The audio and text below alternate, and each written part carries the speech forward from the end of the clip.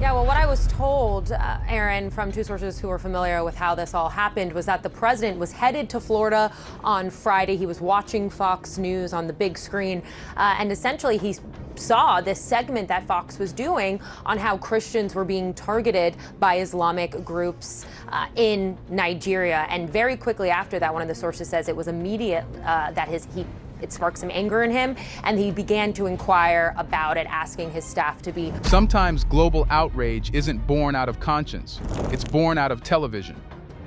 When Donald Trump reportedly exploded with anger after watching a Fox News segment about Christians being killed in Nigeria, it wasn't a diplomatic reaction, it was a performance. Within hours, he was on Truth Social, threatening to cut aid, punish Nigeria, and even launch a fast, vicious, and sweet military strike. But here's the thing. Africa has seen this movie before. Western compassion tends to appear only when it fits a political script, selective, loud, and always followed by strings. What appears to be moral concern often masks economic or strategic intent. So this isn't just a story about one man's temper. It's about how Western power still tries to script African pain for its own applause. The question is, will Africa keep playing that role or finally rewrite the story? Let's find out.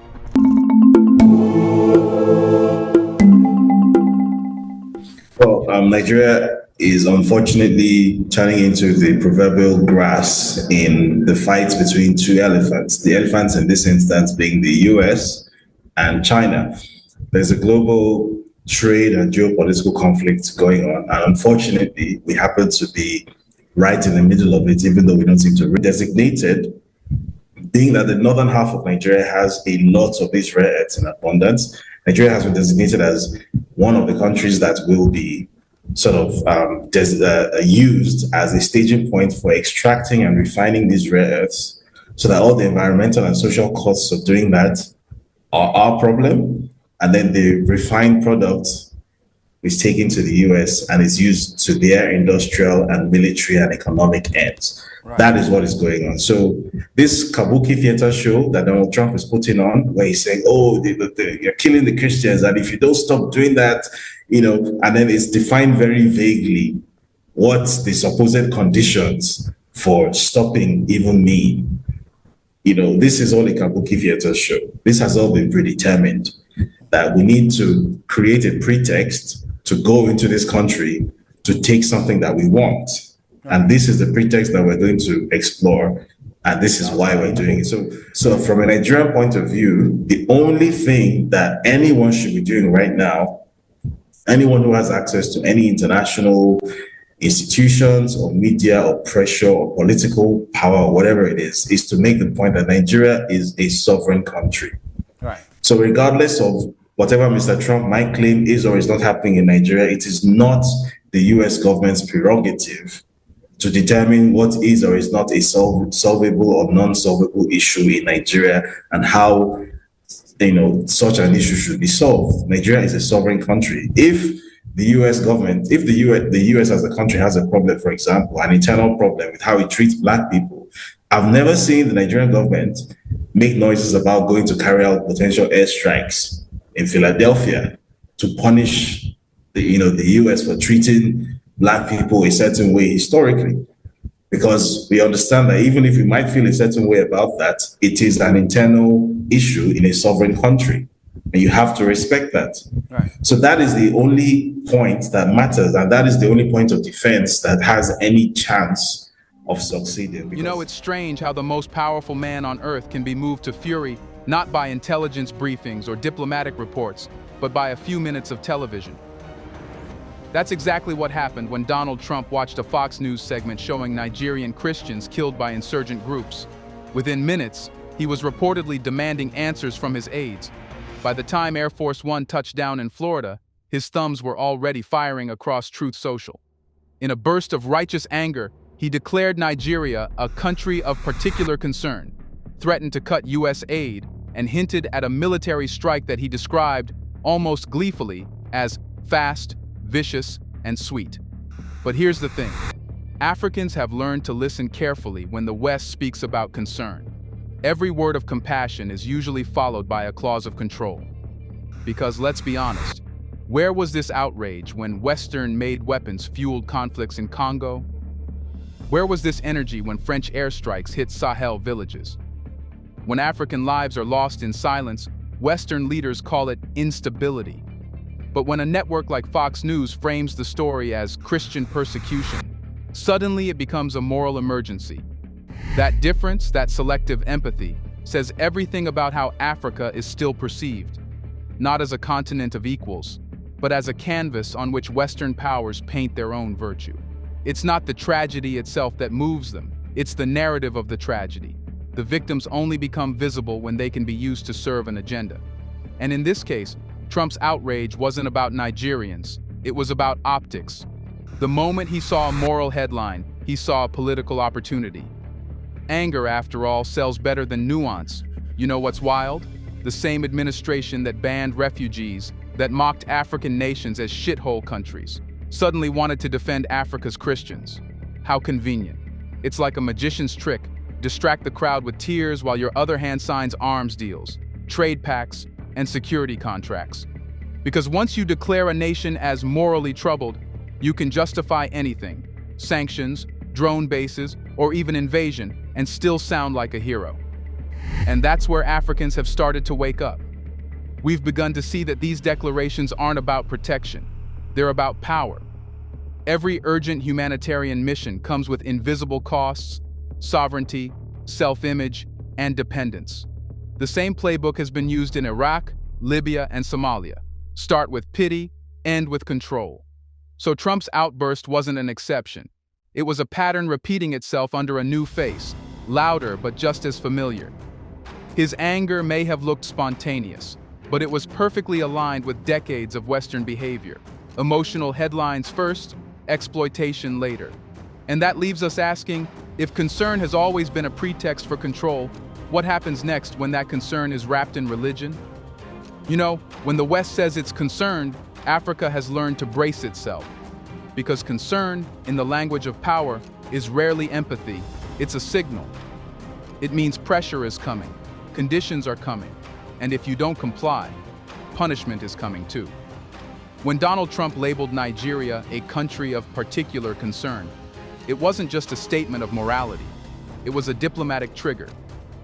That designation gives Washington the power to impose sanctions, suspend aid, or, as we've seen before, justify military intervention under the banner of protection. This isn't new. It's an old imperial game dressed in modern language. In the 19th century, colonizers said they were bringing civilization. In the 20th century, it was development. In the 21st century, it's security and human rights.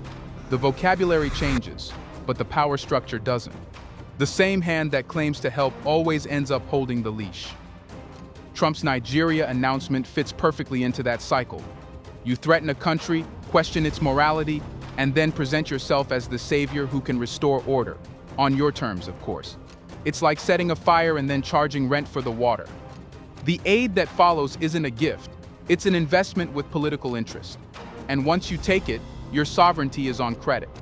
Nigeria's been here before. In the early 2000s, the War on Terror opened the door for massive intelligence infiltration across West Africa. American surveillance planes started flying out of Niger, drone bases quietly appeared in Chad and Mali, and US Special Forces began training missions that somehow never ended. Each new crisis became an excuse to expand presence, not reduce it. The irony. Many of those interventions only made the region more unstable. But to Washington, instability equals opportunity. It justifies staying longer, spending more, and controlling deeper. The label, country of particular concern, isn't about solving problems. It's about branding a target. Once a country is tagged, it's morally cornered. Any attempt to reject US interference suddenly looks like defending insurgents or supporting insurgency. It's the same psychological warfare used on African leaders for decades, making them fear the cost of dignity. But times are changing. Nigeria is not some helpless pawn waiting for orders. It's Africa's largest democracy, its biggest economy, and a country with its own complex faith landscape, one that outsiders barely understand. And yet the West insists on telling Africa's stories for it. flattening centuries of coexistence into one headline: Muslims kill Christians. That narrative isn't just lazy, it's dangerous. So Trump's outburst wasn't about defending faith, it was about defending a framework that keeps Africa in moral debt. It's the same logic that once justified missionary colonization: define the savior, define the sinner, and control the story. But what happens when the story itself, the religious narrative they exploit, becomes their next weapon of influence? It's almost poetic, isn't it? The same continent where religion once arrived in ships and sermons is now being judged through it. Faith, something that binds millions of Africans together, has been turned into a political instrument. When Trump declared he would defend Christians in Nigeria, it sounded noble on the surface. But beneath the words lay a familiar arrogance, the assumption that Africa's faith needs Western protection, that African Christians are somehow orphans of morality without American guardianship. Religion has always been the West's favorite gateway into African politics. Centuries ago, missionaries softened the ground for colonizers, preaching salvation while mapping territories. Today, cable news and political speeches play the same role, moralizing Africa's pain so it can be repackaged for Western audiences. When American networks speak of Christian persecution in Nigeria, they strip away context, making no mention of poverty, land conflicts, climate displacement, or political neglect. They present violence as purely theological because that sells outrage. And outrage can be weaponized. You know, it's easy to turn a tragedy into a crusade when you've never lived in the place it happened. In reality, Nigeria's faith mosaic is one of coexistence, not division. In many communities, Christians and Muslims share everything, from marriages to markets, from funerals to football teams. Yet Western reporting flattens this complex harmony into a black and white morality tale. And once that simplified story circulates, it justifies action. The Christians are under attack, they say, and the US must act. It's moral theater disguised as foreign policy. Trump knows that theater well. His guns-a-blazing promise wasn't aimed at Nigerians, it was aimed at his base, white evangelical voters who see Africa as a stage for prophecy and proof of persecution. Every statement about saving Christians plays directly into the politics of American religion, where defending faith abroad becomes a campaign slogan at home. What about the merits of the issues at play here? Nigeria's insecurity, the concerns about some communities who feel targeted by terrorists, as well as all these other criminal elements that has made life unbearable for the most part. I don't think anyone can deny, and I don't think it would even be a sensible thing to do, to deny that there is, in fact, a huge problem with violence, especially in the northern half of Nigeria. I think we've spent the past decade and a half just waking up every day and being inundated with news and stories about things happening. We've seen all these images, we've seen all these videos over the past decade and a half. These things happened. They absolutely did happen, and they are absolutely still happening. But what people need to understand is that that is a completely separate issue from a president of a foreign country making military threats against a sovereign country, right? Whatever internal issues that Nigeria has, the US has those issues 40,000 times worse. Nobody talks about invading them. So just because Nigeria happens to be a weak state without nuclear weapons doesn't then give anybody the right to start making these noises. Now, from an internal point of view, I know that people, especially people who have been victims of this violence, this probably is not what they want to hear, right? But what those people need to also understand is that just because you have somebody who appears to be giving voice to your grievance, or who appears to be fighting for you, quote unquote, doesn't mean that what this person is doing isn't going to end up making your life 2 times worse than it already is. Because no matter how bad you have it, I assure you it can and will get worse. And there are real life examples of this, right? Nigeria is 2 national borders away from Libya, which is the biggest example of what happens when there's US military intervention, direct US military intervention in your country. You will never recover. However bad certain Libyans thought that they might have had it under Gaddafi. Oh, he was a dictator. Oh, he hung my brother, this, that, and the other. No matter how bad they thought they had it then, they have it so much worse now. I don't think there's a single Libyan you would meet in existence now who will tell you that their life now in 2025 is better than the life they had in 2010. Yeah, but David, that's the simple fact of the matter. I don't think there's an Iraqi you will meet now who will tell you that the version of Iraq that exists now is preferable to the version of Iraq that existed under Saddam Hussein. Right. That's just a fact. But Which is not to say that Iraq was a good place under Saddam Hussein, but I'm saying that no matter how bad you have it now, or you think you have it now, it can always get worse. Right. So you don't run to anything that looks like a solution just because it's flashing something shiny at you. You have to sit down and think very carefully about what it is that you are inviting into your life, what it is you're inviting into your country. When have these people ever set foot in a country and left it better off than when they came in? When has that ever happened? But here's what they don't say. When bombs fall in Africa in the name of faith, it's always Africans who die, Christians, Muslims, and everyone in between. Western wars of righteousness have never been selective in their victims. The tragedy becomes collective, but the guilt remains outsourced. And yet, Africa endures. Despite centuries of exploitation under religious pretexts, Africans haven't abandoned faith. They've reclaimed it. Churches and mosques here aren't instruments of division. They're community centers, schools, and shelters. They belong to the people, not the politicians. That's the part Western media can't understand. Faith here isn't a wedge, it's a bridge. But if the West keeps reducing Africa's spirituality into propaganda for intervention, then how does Africa push back without letting its sovereignty sound like defiance against compassion? Let's pause for a second to say, big thank you to the Black Culture Diary community, where Black voices, stories, and legacies are preserved and amplified. By becoming a member, you're not just supporting the channel, you're becoming part of a powerful cultural movement. Let's continue. There's something deeply ironic about how America talks about defending freedom while treating Africa like a theater set. Trump's dramatic talk of a fast, vicious, and sweet strike wasn't diplomacy. It was entertainment. A line rehearsed for the cameras, crafted to sound strong, patriotic, and morally justified. It wasn't meant for Africans to hear, it was meant for Americans to cheer. That's the truth people often miss. Africa is rarely the audience. It's the backdrop. The Western leaders' outrage isn't about our safety, it's about their stage presence. It's performative empathy, a show of strength disguised as compassion. The president acts like the superhero rescuing a continent too broken to save itself. But this isn't 1960 anymore. Africa has outgrown its role in the Western imagination. Look around. Nigeria, Ghana, Ethiopia, Burkina Faso, each one in its own way is saying, we can handle our own problems. And yes, it's messy, imperfect, and slow, but it's ours. Africa doesn't need permission to fail or succeed on its own terms. That's what sovereignty really means. The problem is, Washington can't stand losing the spotlight.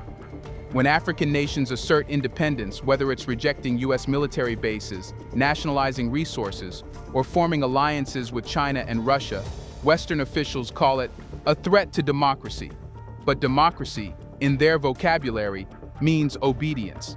If you're not taking orders, you're turning authoritarian. If you refuse aid with strings attached, you're risking instability. It's the same colonial control, just wrapped in 21st century packaging. You know what's funny? The more Africa resists Western interference, the more confident it becomes. Threats of sanctions no longer scare the way they used to. The continent has options now, new partners, new trade routes, and a growing belief in self-reliance. ECOWAS, the African Union, and BRICS. These aren't perfect institutions, but they represent a shift in thinking. A generation ago, one Western threat could isolate an entire nation. Today, it just pushes Africa closer to its neighbors. Trump's talk of sweet revenge against insurgents may sound tough, but to Africans, it sounds like déjà vu, another Western cowboy charging into a land he doesn't understand. The same logic that destroyed Libya, turned Somalia into a battleground and fueled chaos in the Sahel. Every rescue mission leaves a scar, and Africans are tired of bleeding for someone else's political performance. The truth is, sovereignty is not rebellion, it's survival. Africa's independence isn't anti-West, it's pro-dignity. But that raises the next question. While the West keeps performing outrage on Africa's behalf, what real crises on this continent are they ignoring? The ones that don't make good television. Here's a reminder to please like and share the video and subscribe to our channel to watch more videos on Black culture, history, civilization, and identity. Let's continue now. Look, if we're being honest, the world doesn't ignore Africa because it doesn't know what's happening. It ignores Africa because acknowledging the truth would expose too much guilt. When Trump raged about Christian persecution in Nigeria, it wasn't because he suddenly discovered compassion. It was because the story fit neatly into his political brand. But what about the stories that don't fit? The ones where the villains wear suits, not turbans. The ones where the crime isn't religious but economic? Let's talk about the real crisis, the one Washington won't broadcast. Northern Nigeria is being eaten alive by drought and desertification. Lake Chad, once the heartbeat of West Africa, has lost more than 90% of its water. Millions who once lived off the land are now displaced. Farmers are becoming herders. Herders are becoming refugees. And refugees are becoming radicalized, not because of ideology, but because they're starving. Yet when Western leaders talk about the region, they call it a security problem, not a climate crime. And that climate crime has fingerprints. The carbon emissions that dried the Sahel didn't come from Nigeria. They came from the same industrialized nations now lecturing Africa about responsibility. Western factories polluted, Western economies prospered, and Africa paid the environmental debt. That's not charity, that's theft by atmosphere. Meanwhile, in the Niger Delta, US and European oil companies have been drilling for decades, leaving behind poisoned water, blackened soil, and communities drowning in poverty. Children grow up breathing gas flares, and people die from drinking oil-contaminated water. But instead of reparations, these corporations sponsor glossy sustainability ads about helping local communities. It's the same hypocrisy that lets Western leaders cry over church bombings while ignoring corporate crimes that kill more slowly but widely. You know, it's almost comical. The same powers that fund wars, sell weapons, and destabilize governments then hold charity concerts to help Africa. They cause the wound, then sell the bandage, and people are starting to notice. Africa doesn't need pity from the same nations that profit from its pain. It needs accountability, a word Western leaders avoid like fire. If Trump or any Western politician truly cared about saving Nigerian lives, they'd target the real enemies: hunger, inequality, pollution, and debt. But they won't, because those enemies are profitable. Fear creates dependency, and dependency keeps Africa on its knees. That's why African voices are getting louder. They're saying, stop talking about us, start listening to us. Because Africa's pain doesn't need foreign narration, it needs fair collaboration. And that brings us to the final, most important question. If the West refuses to fix what it broke, how is Africa learning to fix itself? You know, there comes a point when a continent gets tired of being studied, pitied, and saved. Africa has reached that point. The new generation, the one that tweets in Swahili, trades in crypto, builds solar farms in Ouagadougou, and makes films in Lagos, they're not waiting for the next Western savior. They've seen enough. They've learned that every rescue usually ends with a bill. So now they're writing their own scripts. Across the continent, you can feel this quiet, confident shift. In Burkina Faso, farmers are reclaiming land once destroyed by Western mining companies. In Ethiopia, homegrown industrial parks are rising without IMF loans. In Nigeria, tech innovators are solving problems that foreign NGOs couldn't understand, let alone fix. And through the African Continental Free Trade Area, nations are finally saying, let's trade with each other first before we export our future away. This isn't isolation, it's independence. It's not anti-West, it's pro-self-respect. Because, let's face it, Africa has tried dependency for 60 years, and it didn't work. The continent has realized that aid can be a collar if you don't hold the leash. What's happening now isn't rebellion, it's a renaissance. And the irony? It's not happening with grand speeches, it's happening quietly. A tomato factory here, a gold refinery there, a digital payment system connecting Senegal to Kenya.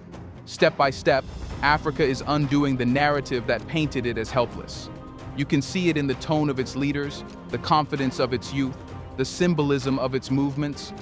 When Burkina Faso nationalizes its resources, it's not just policy, it's pride. When Nigeria rejects foreign pressure, it's not arrogance, it's maturity. Meanwhile, the West still tries to perform empathy like theater. They say, we're worried about Africa's direction. Translation, we're worried Africa is learning it doesn't need us. That's what frightens them. Because once Africa's economic and political independence becomes real, the global balance shifts. The continent that powered Europe's industrial rise through labor, gold, and oil will finally power itself. Listen, Africa doesn't want conflict. It wants confidence. It doesn't want pity. It wants partnership. That's what this entire moment is about. Shifting from a world where others decide our destiny to one where we define it ourselves. So when Trump or any other Western leader talks about saving Africa, maybe the world should laugh. Not because it's funny, but because it's outdated. Africa doesn't need saving anymore. It needs space to grow. And you know, that's the poetic justice of it all.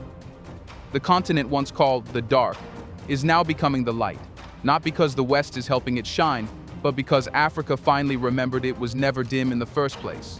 Do you think Africa still needs the West's approval to define its destiny? Let us know in the comments section. When will the world stop confusing African independence with rebellion? Do you want to watch more videos like this one?